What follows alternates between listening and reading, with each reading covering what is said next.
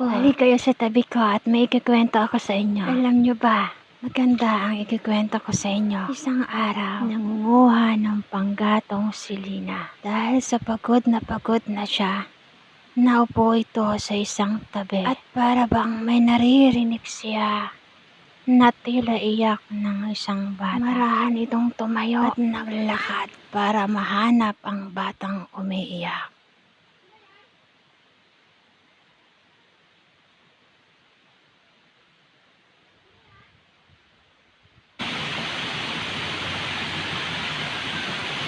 Sino yan? Sino yan?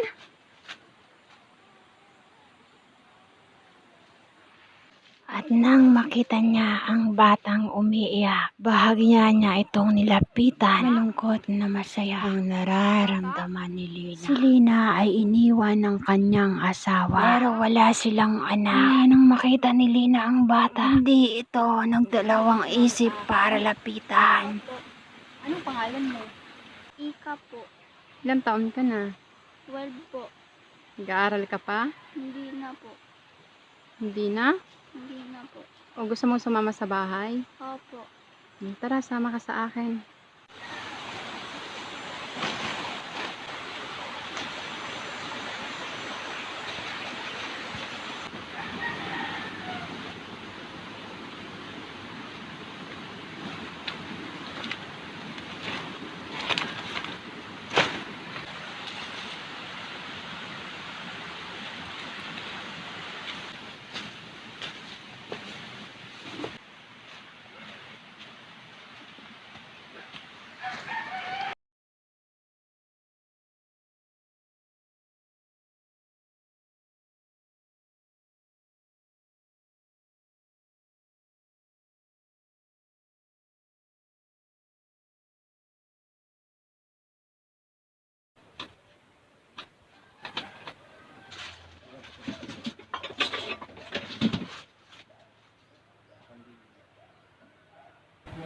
O, kumain ka muna. Pagpasensyahan mo rin, walang ulam.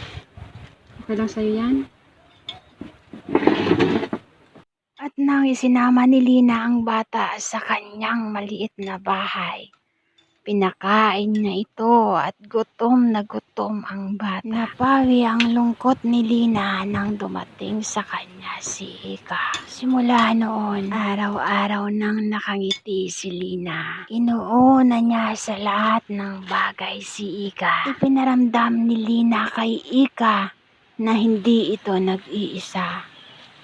Na kahit nawala ang magulang ni Ika, nandyan si Lina para sa kanya. Unang araw niya palang nakita si Ika, itinuring niya na ito na parang isang tunay na anak.